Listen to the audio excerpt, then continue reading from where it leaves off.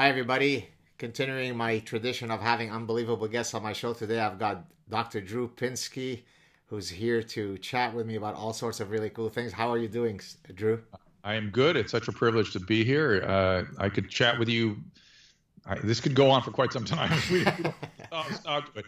But be that as it may, how am I doing? I'd say I'm 98%. I still got bad ringing in my ear from my long COVID, or what we call now post-acute sequelae COVID, PASC, according to Dr. Fauci. And but my stamina and stuff is sort of returning. I had a weird day yesterday, but I'm mostly back. Oh, well, I'm glad to hear it. Let me just do a little intro of who you are for the 7 or 8 people who don't know who you are. So you're a physician who specializes in internal medicine and in treatment of addiction.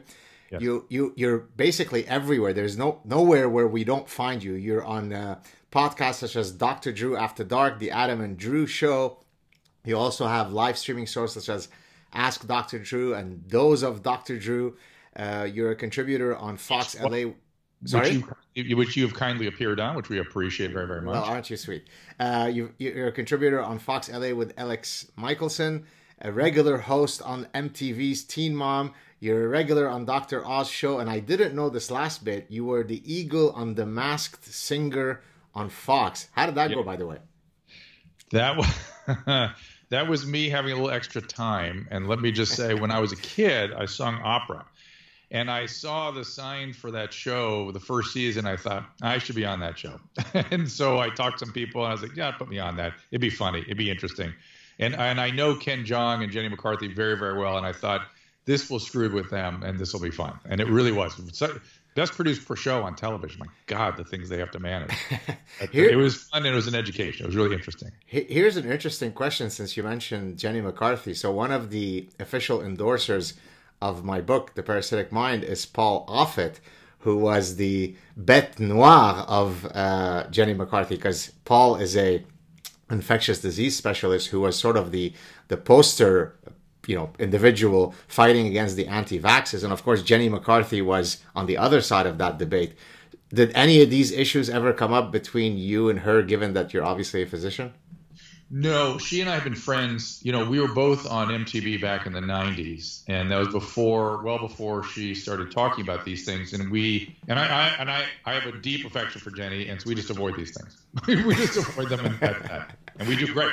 She's a smart person. She's not the only person that has these opinions. Just she has a big megaphone. Has she ever? Do you know if she's revised any of her positions, or has she been doggedly dogmatic in her defense? I think she has a young son with autistic spectrum, and I think she has learned a lot about that disorder and the complexities of it, and I think that has softened her. That my sense is that has softened her position. Got you. Okay, so let's begin first with COVID. I know you're not an infectious disease specialist, but you're certainly a practicing physician. What's your view? And a patient. Now, when did you contract it? When did this happen? Christmas Eve. Oh, how long did the whole thing last before you felt? I was really in bed for 3 weeks. I mean, it was bad. I was heading towards hospitalization, and it was only high dose Decadron and a monoclonal antibody, bamlanivimab, that kept me out. I had a striking response to the monoclonal antibody, and that's when I sort of stabilized. And then after 3 weeks in bed, I was the next 3 weeks sort of kind of getting out of bed. So 6 weeks of really sick, and then the next 4 weeks with ringing in the ears and fatigue. If back 3 weeks ago, if I'd had this conversation with you, I'd have to go lay down for 2 hours afterwards. Wow. Now, I did see that you mentioned at one point in one of your tweets, we follow each other on Twitter, that you suffer from tinnitus. Now, is the tinnitus in any way, what the onset of tinnitus was due to COVID, or this is a completely different issue? No, this is COVID. It was night of day 2 with fever. I had a very strange, I was negative on PCR first 4 days of illness. And by the night of the, coming into the 4th day, I started lying in bed thinking like a doctor, going, oh, this is better. Oh man, if I'm negative today, I have acute lymphocytic leukemia. There's no doubt in my mind. That's what this is. This is ALL. So I better be prepared. In the morning, I'm going to have a bone marrow biopsy and blah, blah, blah. I was like all preparing myself for a leukemia diagnosis, because that's, in my age group, that's what does these, horrible prostration with terrible fevers and stuff. Thankfully, my PCR came back positive. I tweeted, I'm hoping for a positive PCR. Of course, I'm destroyed by Twitter. Like, how dare you think about a positive? You're wishing for a positive PCR. Hey, dummies, think a little deeper. So day two, night two, I was awake in the middle of the night with extraordinary tinnitus. It was like a buzzing. It was nothing I'd ever really experienced before. And by morning, it went from this low-pitched, loud buzzing to the high-pitched tinnitus that we're all accustomed to when we've ever had it from sitting in loud music or whatever. And now it's all the time, and it kind of waxes and wanes now. And it's just in my right ear. So, we know that there's microvascular damage of the olfactory nerve. That's what causes the lack of sense of smell. And it also hits the 12th cranial nerve, right? It hits the tongue. So it's 1 and 12. Makes sense to me it might hit 8 as well, which is the ear. So either I have some microvascular injury to the 8th cranial nerve or something happened in my temporal lobe. I will tell you that the long hauler syndrome, the symptoms past week 3, really felt like a traumatic brain injury. That's what I imagine, traumatic brain injuries feel like. You're just out of it. You can't follow sequences. Your sleep is disrupted. You're depressed. You're fatigued by everything. It's very, very interesting syndrome. I'm not sure I'm happy to hear all this because we're currently in my own home under a internal lockdown because one of my children was exposed in that she was in the same class as 3 people who came down with COVID. So I haven't been able to hug her or kiss her for about 8 days. I think the final test will be March 9th. She's already gotten 2 negatives. Right. Do you think we're clear, or should we still be worried? You're clear, but you're good. You're not clear. Hey, the one other thing you should know, I took a medicine called fluvoxamine about 3 weeks ago, and it markedly helped my long hauler syndrome. There's a sigma-1 anti-inflammatory system in the brain that the Luvox or fluvoxamine activates, and there's some evidence that taking it even earlier in the illness can really have a significant effect. And it was a non-issue. I had no side effects. It wasn't even where I was taking it, except that I had more energy and the ringing in my ears went away or got better. And how right now, on a scale of 0 is the worst, 100 it's the best. What's your score in terms of how you feel? 98. I'm 98 most of the time. Oh, good. Okay. So maybe I'd send to 92 or something once in a while, but I'm back. I'm all back. Oh, very good.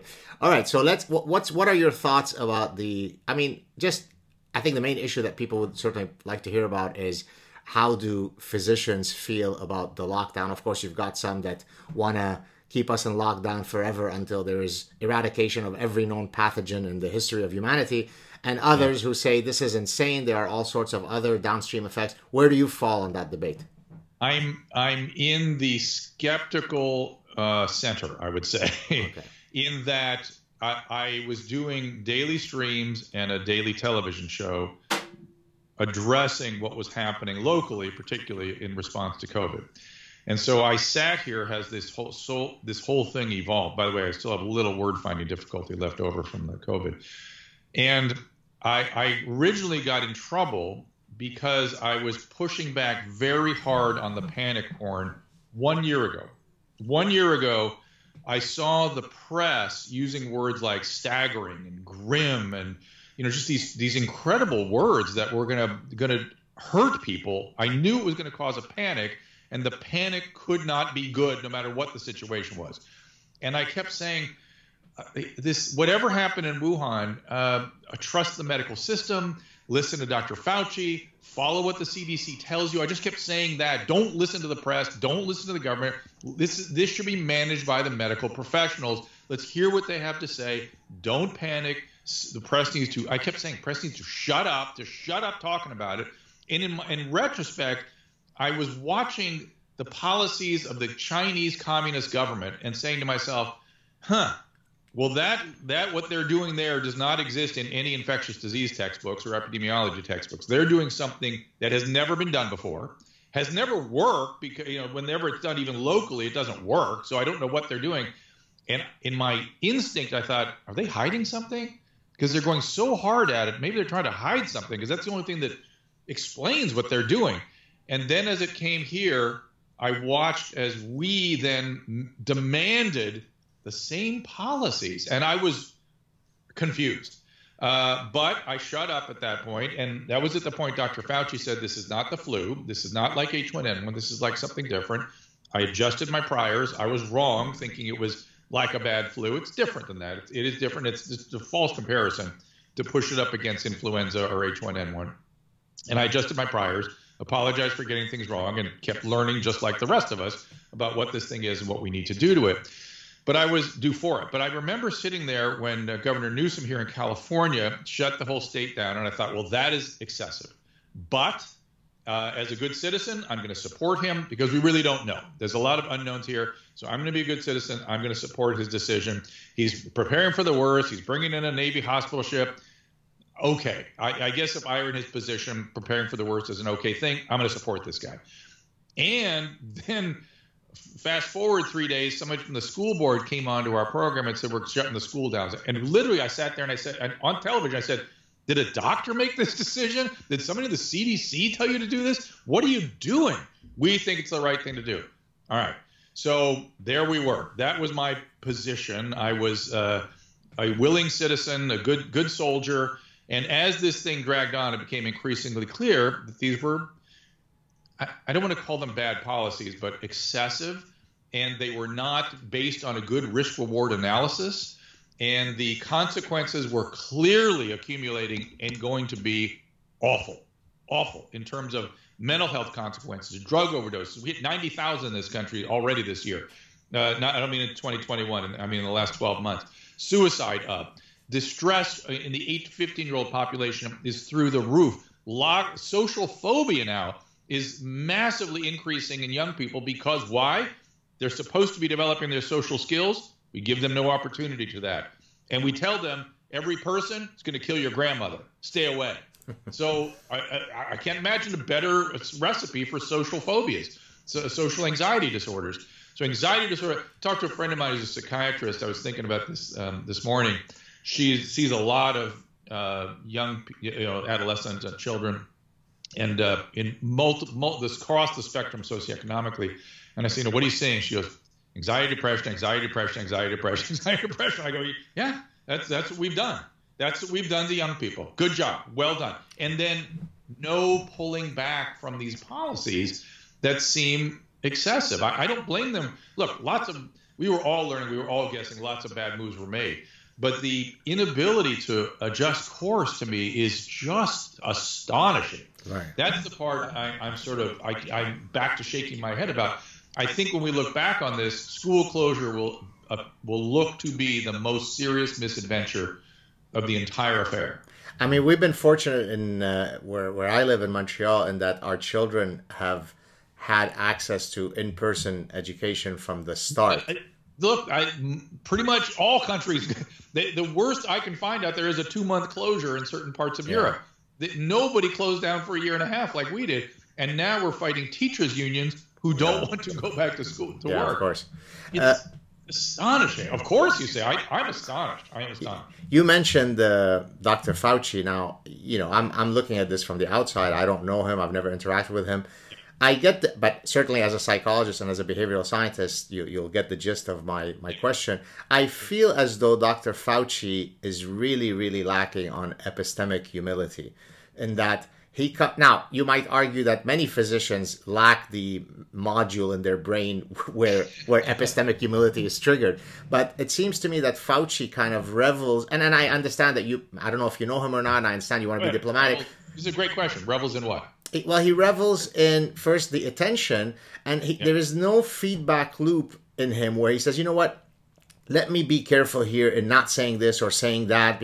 I understand that most people were flying blind when we started, but to have an official medical person for every single possible event first say it's A, then say it's not A, I start to lose patience with you, right? When you say you don't need to wear a mask, no, you need to wear a mask. No, it's not transmitted from person to person. Yes, so what are you a specialist of in terms of infectious diseases if these basic issues, I'm not asking you to tell me the molecular structure of COVID. I'm simply asking you whether I should wear a mask or not, whether it is transmitted from human to human or not. Both of these he got completely wrong. Okay, then he corrected. Do you get the sense that there is a bit of epistemological arrogance on his part? I think that he is a political animal, having been in the government for so long, and I don't believe he's epistemologically. I think he's cautious epistemologically, but I don't think he will show it. Okay. He's been in these leadership positions in government for so long. He shows one face only. And I've been working around and behind. I've been standing behind him since the AIDS epidemic. That's where I got to know him, because I was very active in the AIDS epidemic, and it's he that got me to go on the radio. In 1984, he was saying pounding that as young physicians have got to get out there and educate and change behaviors and get on media and educate about this, and the word wasn't getting out. I took that very seriously, and when I had an opportunity to go on the radio, I thought, oh, here we go. No one's talking to these young people about HIV. Oh. You froze. Hello? Are you there?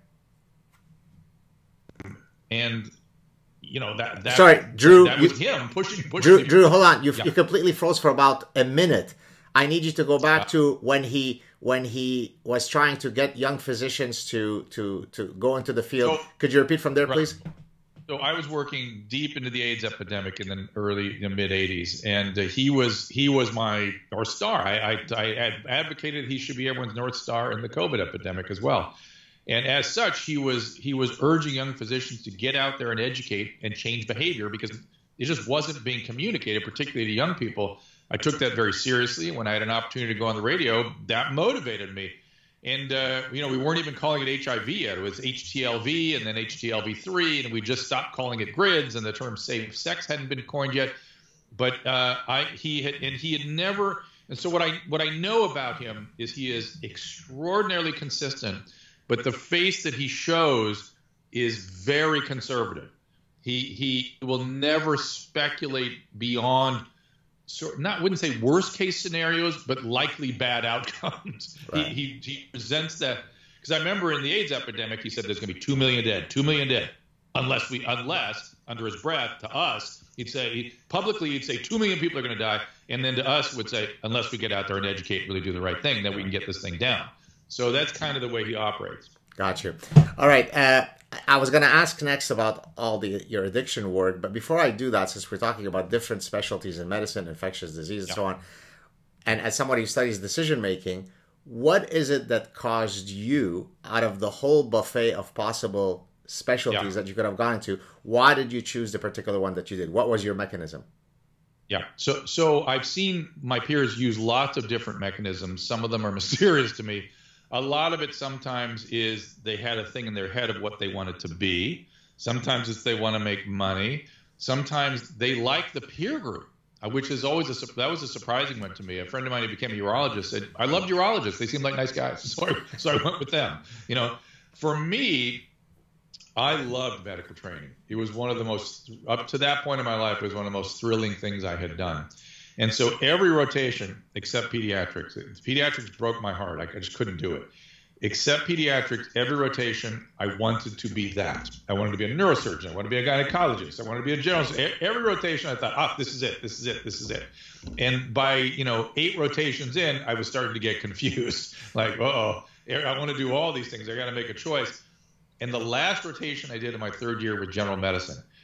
And within 2 days, I thought, oh, right. This is why I wanted to become a doctor, is to do this, to be at the center of everything, but, sort of able to do the general aspects of healthcare and to be able to interact with grandma and everybody. Family medicine wasn't quite for me because I kind of wanted to be an expert, but the general internal medicine hit the spot. And that was it. It was like the clouds opened up and I thought, I know what I'm doing now. Very nice.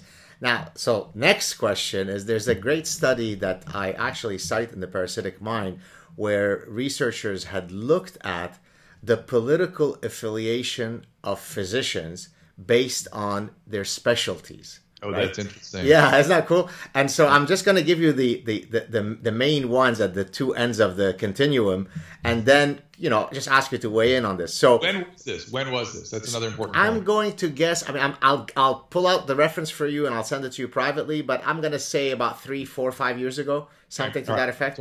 Well, relatively modern history. Right, exactly. So there were 24 specialties, medical specialties listed. Surgeons and anesthesiologists were the most Republican, Yep. In the sort of 2/3 and more category. Yep. And psychiatrists, and the reason why I thought about this question, because I knew we were going to talk about COVID, psychiatrists and infectious disease specialists were by far the most ultra super blue progressive liberals. That interesting. So what are your thoughts? How do you explain it? Do you have any on the spot, ideas? Well, the infectious disease part, I know what that is. That is because a big part of what motivates someone to go into infectious diseases is the public health. Community. Yeah, the public health. And lots of my infectious disease colleagues go to extraordinarily underserved environments to study infectious disease. They go into Africa, and they go places where that's where the infectious diseases are, in these populations that are deeply underserved. And so that makes sense to me, that would be something they would go for. Psychiatry historically has been that way. Well, let me propose to you my hypothesis for why psychiatry. I want to first say something inflammatory. Okay, go. Is that how am I going to say this without getting myself in trouble? So, and I know you like stuff like this, so that's why I'm going to stop you and put it out. Speak from the heart. Go. The reason we have homelessness is because of 3 asshole psychiatrists that fashioned themselves to be social engineers that believed they knew more than anybody about what humanity needed. They formed and headed up the National Institute of Mental Health for 40 years, these 3 guys. And they literally took the position that psychoanalysts, not just psychiatrists, because they were all psychoanalytically trained, that the psychoanalyst is the best positioned human to solve humanity's problems. And therefore, they were going to solve them.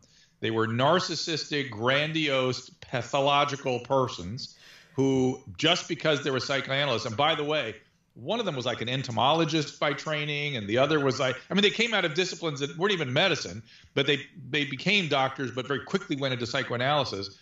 They were, I don't know that they were bad human beings, but they were the wrong people at that time. They dismantled the state healthcare system, which had problems, but they dismantled it completely. A system that had taken 150 years to be developed, they vaporized it and did not put anything sane in its place. What they put in its place was community centers to prevent mental illness, something we don't know how to do to this day. And the result was people left the state hospitals, prisons, streets, nursing homes. That's where they ended up. And now they're not going to the prisons, they're just in the streets. And welcome to the current problem in this country. For historical completeness, can we name the 3 psychiatrists? One guy was named Brown. The other guy, I have a whole lecture on this, and I'm pushing their names out of my. It was the first 3 heads of the National Institute of Mental Health. So, anyways, you could send me the well-meaning assholes. Yeah. So here's my theory as to why I think a lot of psychiatrists. It kind of jives with what you're saying. A lot of the early psychiatry was very much rooted in an environmental etiology, right? Schizophrenia was not due to an organic disease. It was due because mom that hugged you too much or didn't hug you enough. So if you come from a social constructivist tabula rasa perspective, then it would only make sense that would, factor analyze, if you'd like, with the leftist agenda, right? Because the leftists are the ones typically who are engaging in social engineering and utopia and so on. So it makes sense to me. But how do you explain why anesthesiologists and surgeons are not bitten by the progressive bug? Do you have any ideas for that one? Well, I do. I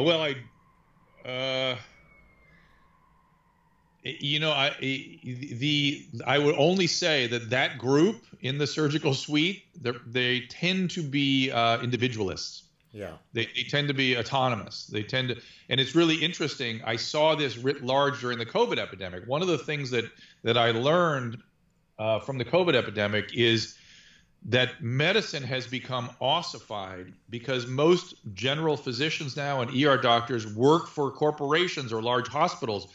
And during this epidemic, physicians are used to using their judgment and improvising and doing the best we can based on our clinical information. The science usually catches up with that in an emergency. We don't wait for the science and then try to save a life. We do the best we can given our judgment. they were frozen solid and unwilling to do anything other than an orthodoxy handed down from above. I've never seen that in my entire career. And it literally made me think, well, why do you even need physicians then? If we can't use our judgment and can't improvise in dramatic situations, then fine, have nurse practitioners and physician assistants just follow a clinical pathway. We don't need doctors anymore, which is the direction they're heading. By contrast, every surgeon I know was keen to try all kinds of things for their patients, for their family, for themselves when they got exposed or when they got sick. I saw them doing all kinds of stuff on the DL, and guess what? It worked. It worked for their family. Right. But they were kind of calling me on the DL and asking for advice and doing things. They were highly improvisational, because if something goes wrong when you open somebody up, you don't wait for an orthodoxy to be handed down. You decision make, you improvise, and you solve the problem when the bleeder starts, when in the surgical arena. So they're very accustomed to doing that. How do you so one of my biggest, I think, personal weaknesses in my daily, if not yearly life, is when I have to muster up my courage to go for my physical, to make sure that everything is well. And I'm convinced that every single time I'm going to go, I'm going to hear some dreadful news, and I'm literally frozen in fear. So much so, and I'm not a hypochondriac. In other words, I don't go to see my physician because I think I have this when I don't really. But I'm so fearful of any interaction with the medical system, perhaps because I have such an unbelievable, effusive love for life, that I don't want the party to end, that I never can understand how a physician can be navigating all day in hell, right? In disease and death and bad news, and not internalize it. How did you do it? Because I think I would commit suicide within probably 24 hours of becoming a physician. Yeah.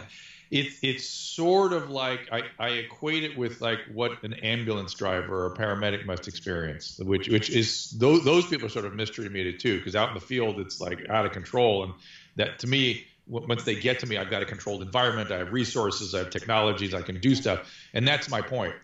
You have a job to do, you do the best you can. And death and dying becomes a very real part of life.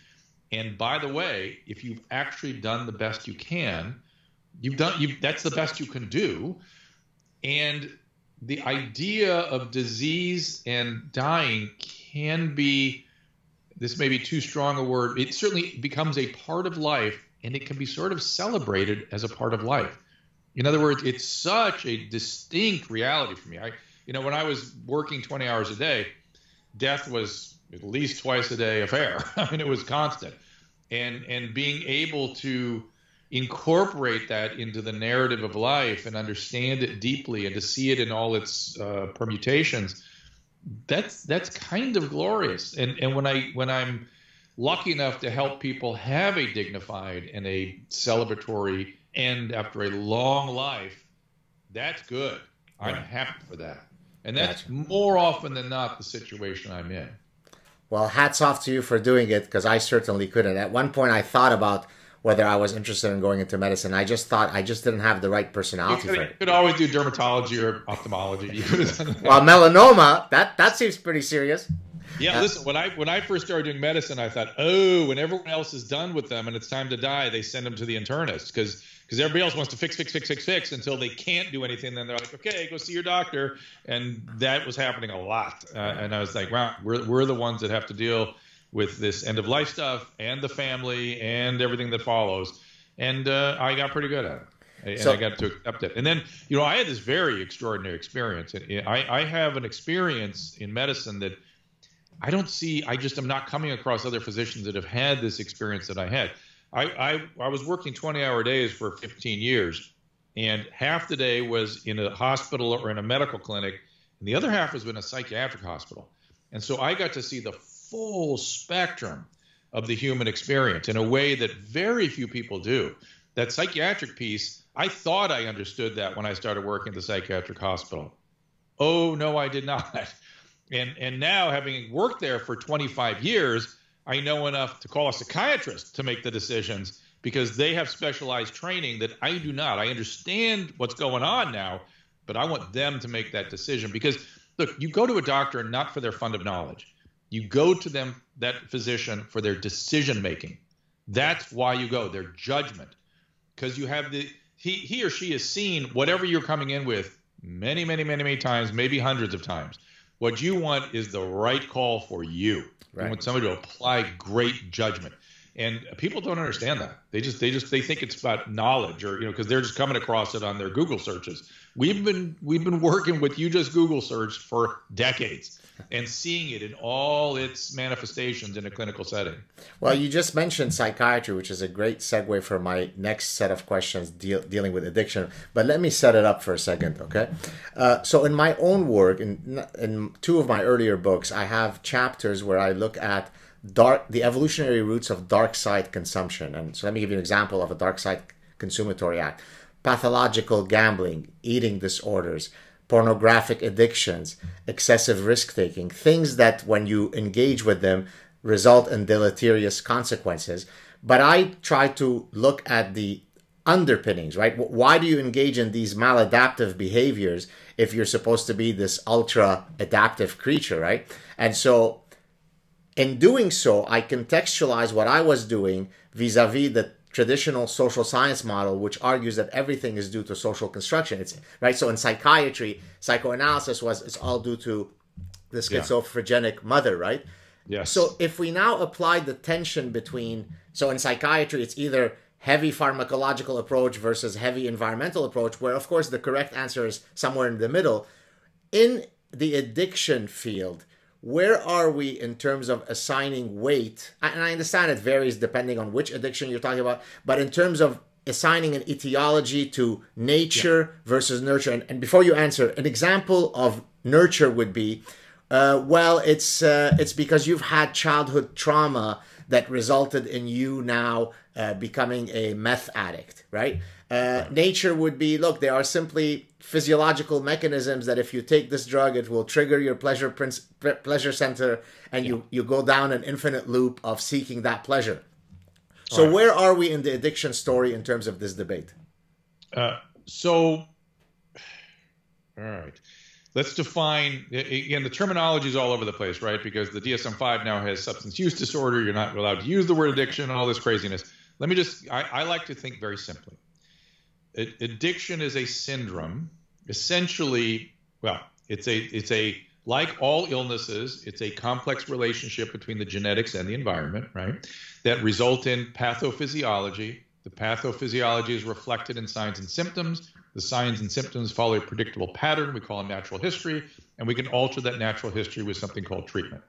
That's addiction. That's disease, and that's what addiction is. So addiction is progressive use in the face of consequence. Work, school, finance, health, relationships.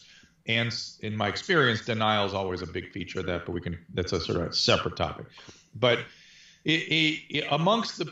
so I distinguish between addiction and dependency. So dependency can look like addiction when somebody's using, but when you take them off, they don't want to keep going. Oh, good, I'm never going to do that again, and that's the end of it. They were strung out on it. They can have some behavioral disturbances, but they don't keep going back. An addict, as I'm again using that word in non-PC way, my patients go back. They always go back. And you got to remember, the brain has two systems: a liking and a wanting system. My addict patients go back even when they don't like it anymore. They just want. The wanting system is what's broken. The do it again system is what's broken. And it appears that there's a heavy genetic component to that wanting system getting inflamed like that. Now, it's not one gene, and it's not a switch. It's a spectrum disorder, right? Some people, they get exposed to a little bit of something and it's on. Some people, they have to be exposed for a while and then it's on. It's the losing control piece of the wanting system that appears to be a specific biology that doesn't happen to everybody. I always say I treated about 10,000 addicts in my career running a treatment center. I can only think of 5 where I couldn't see a clear genetic link, clear, obvious family history. And the issue then of the environment, that genes are not destiny. Genes are essentially never Tay-Sachs disease, I guess it's destiny, right? There's some destinies, but essentially genes have to be, it's a gene-environment interaction always. Exactly. So you can have the genetics and never get this thing, no problem. But in my world, if you have bad enough addiction that it's triggered to the extent that you need to see me, I only saw the worst. When everyone else was done, that's when I got them. There was 100% probability of childhood trauma in my patients. I was talking to a friend of mine. I said, my patients always have childhood trauma. And he goes, oh, don't ever say that. Don't say always. I go, okay, 100% of the time. But hold on. Before you go on, give me a specific definition of what would constitute childhood trauma. Because, me losing 7 games, and I'm not trying to be facetious, right? I could fit anything you want on the... Now, listen, I grew up in the Lebanese Civil War. Now, it's almost difficult to imagine something more traumatic than that, right? I mean, the things right? Yet, I would not place the blame on why I ended up putting on a lot of excess weight due to my Lebanese childhood. In other words, it's a way out. How about personal response? I'm talking about something different. Okay, I'm talking about interpersonal trauma, typically at the hands of the people who are supposed to be the source of safety, security, and love. So parents. Parents. Typically, it was being physically abused with... and of course, I'd have to extract this from the patient. I always go, were you ever physically abused? No. Were you disciplined? Well, sure, I was disciplined like everybody. Okay, so your patient hit you? Yeah, they hit mom, hit me all the time. I go, oh, okay. Did she ever pick up an object? Yeah, an axe and a baseball bat, but that's about it. Just so I would hear that all day long. So lots of physical abuse, lots. Often abandonment and neglect, which was another big feature. And then sexual abuse was rampant. Now, that wasn't typically it was sometimes by the family members, but more typically by neighbors and people nearby in kids who already had something else going on that sort of made them good victims, typically abandonment.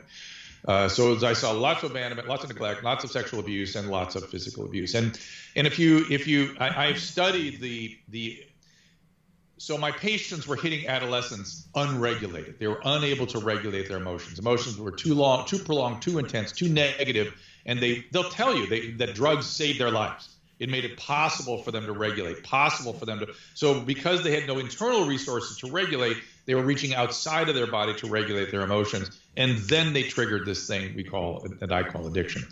It caused me, having dealt with this for so many years, to do a deep study of how is it the human being normally develops the capacity for flexible emotional regulation, right? That's what this begs the issue of. And I'm deep in the school of Peter Fonagy and Alan Shore and these guys who have built theoretical models on how this goes down. And I have applied them clinically, and they work.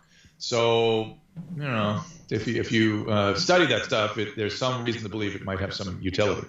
But so let's take an example where I know for sure that there isn't any abuse of the kinds that you mentioned. Yeah. I am an 18-year-old who's at a party. I tend to be conformist, so I don't have a strong sense of self to say no to drugs, as Nancy Reagan wanted us to all do. I'm going to interrupt you. Be careful. I said if you have bad enough addiction that you need to see me. There's all kinds of other addictions out there. You know what I'm saying? If it's bad enough that I see you, then all the things you said make sense. Yes, but I'm trying to sort of contextualize how much of the problem stems from forces that were out of your control, so that the addictive source ends up being something that I use to medicate myself out of my ugly reality, versus just the accidental physiological traps that I fall into because I tried once at a party crystal meth, and it was so addictive. There was really nothing in my childhood that suggested that I should ever want this. I just fell into a trap. How often does that happen? A lot. Happens to truck drivers all the time, right? They're just trying to stay up at night, and all of a sudden they happen to have this potential, and boom, it gets triggered. I will tell you a hallmark for those people, and some of them will say it out loud and then say, that's why I didn't do any more of that. There is a hallmark experience that people will describe when there's real addictive potential, and they will say the following: I loved it. They will always use the word love. Like, it is so powerful. It's so nurturing. It's anterior cingulate. It's really the activation of the opioid center is the anterior cingulate, where literally mom is evoked. I loved it. And some people go, and from that day forth, that was my thing. And others go, and that's why I knew I should never touch it again. Now, what determines one from the other is a really interesting question. Wow. Would it surprise you if I told you I have never tried a single drug in my entire... I haven't even taken a puff of a cigarette. How do we explain that? Oh, alcohol. Oh, you know how I first had alcohol? I was a 23-year-old competitive soccer player. When the captain of my team found out that I had never drank, I used to have long hair. A whole bunch of the players, scooped on me, took a pair of scissors, and said, "Either you drink or you lose your Samsonian hair." And I drank. 23 years old. So how do you explain? Am I just a goody two-shoes? How do you explain the fact that I've never had the allure to try any of this stuff? We'd have to sit and chat for a lot longer than this, I think, for me to get to the bottom of that. But I will tell you again, because I told you I had this extraordinary clinical experience where I just saw stuff that, other physicians didn't get to see. I saw this, and more often than not, when I saw this behavior, of course, mind you, I had a selected population. It was often family members of somebody I was treating who would tell me something like this. And it's often a parent with alcoholism. That was often the background. So a parent who was doing some stuff and he went, "I don't want to do that," and never touched it. That's, again, not exclusively what causes this, but that was a common thing I came across. I want to link, so my next question, still on addiction, but linking it to our conversation on your show of a few weeks ago where we really delved into, evolutionary thinking. Yeah. So there is... Oh, I got a great theory for you. Yeah, hold on. So before you go on. So, I think we discussed last time the difference between proximate and ultimate explanations. Proximate, the how and what. Ultimate is the Darwinian why. I'm almost certain that every addiction, specialist is going to operate in proximate world. You, as someone who is a very committed, evolutionary thinker, do you apply ultimate evolutionary world in your thinking in treating patients with addiction? Of course. I'm a biologist. I can't help it. I can't help it. So here's what I came across early in my career. I was thinking, God, why does this disease causes so much pathology and disease and destruction? How could it persist in the human genome for so long? It's just 10%. It's always there. It never changes. How did this not burn out of the human genome since we've developed distilled spirits, which is when you started really seeing this stuff evolve? And again, you can map it to the Mediterranean environment where they develop distilled spirits, and yet the genetics persist. And so I started thinking, God, it must have some adaptive advantage. It must be something. Then these are the series of events. This is a long time ago that led to me thinking about this. I was in a symposium, addiction medicine symposium, and there were some lectures on the genetics. We were starting to isolate the genes. And somebody said, maybe we could do in utero testing and abort the fetuses with this gene. And I thought, whoa, that is like, woo, this is outer space talk now. And then I thought, those are my patients. You want them not to exist? And then I started thinking about the patients. I'm like, they're smart, they're rich, I love working with them. They're a very human population with all kinds of, they're a very rich resource population internally. They bring so much to life.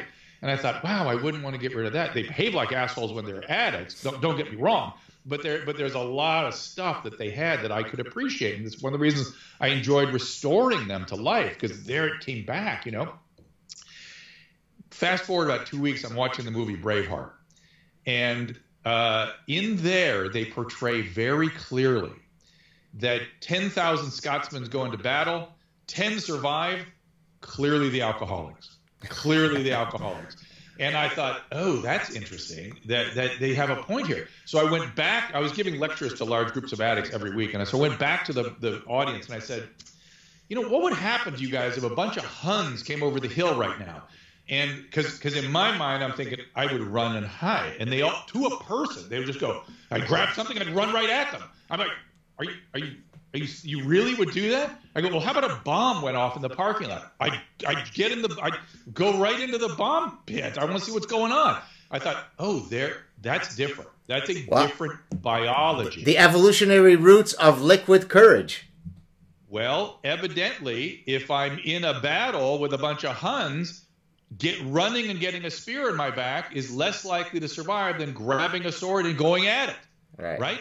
And so I started looking around the world, and where you find the incidence of alcoholism the highest, it's in isolated populations, which is a perfect evolutionary sort of laboratory, that have generational military assaults. Highland Scotland, North American Indians.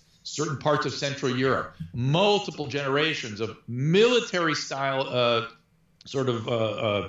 stressors.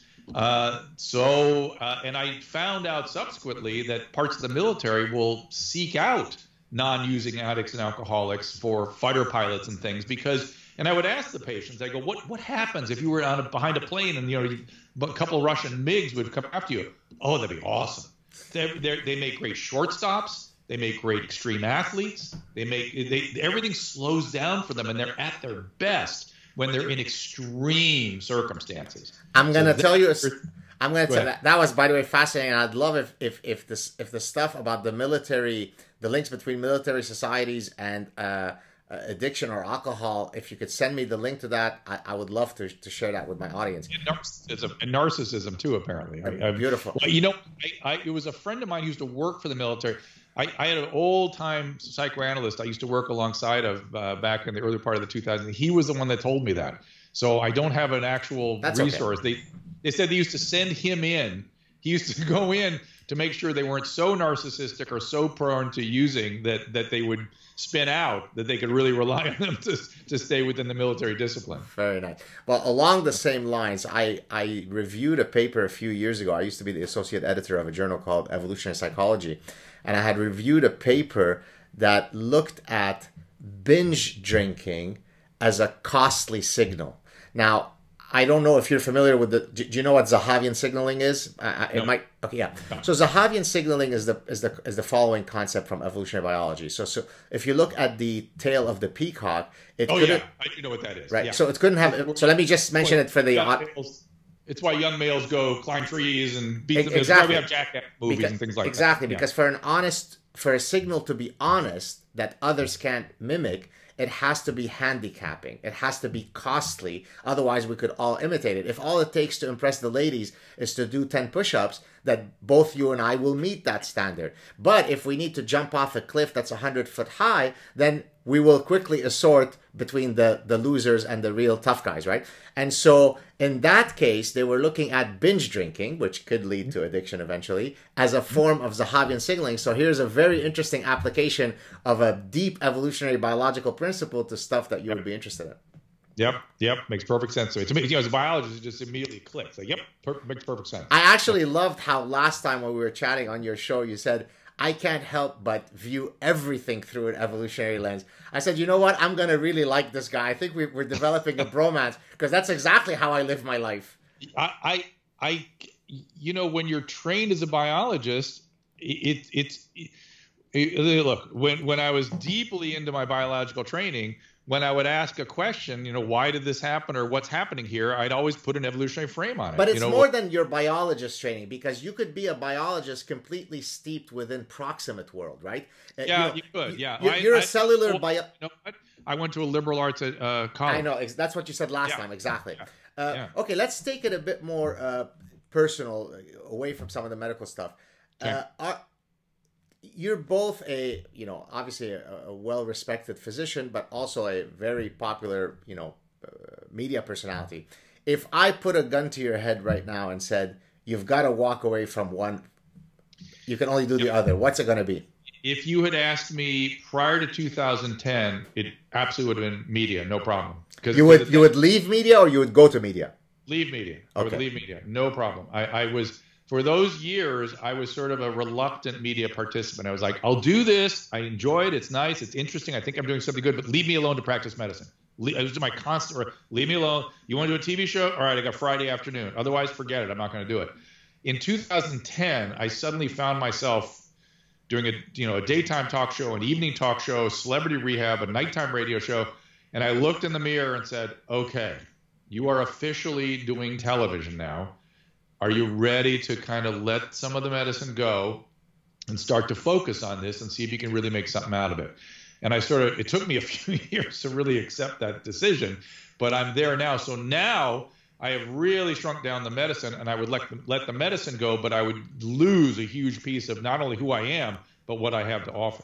But what happened that you had that switch? Is it, let me give you an example. You might say, I'm tired of seeing despair and disease and misery. And Yeah. as I move on later in my life, I don't want to see that. So what is the thing that caused the switch? I think it was a multiplicity of factors. I can't. There was a switch, but there was things accumulating on both sides. I was getting older. I couldn't handle the swashbuckling quite so much. I had shrunk things down to be able to handle the media. And my identity was so tied up in being best physician I could possibly be that I could not have let that all go suddenly. But I let it go enough and tolerated the letting go that I could begin to contemplate letting it. I could now say contemplate letting it go all the way. And the other part had grown to the point, the media, that I was really enjoying it.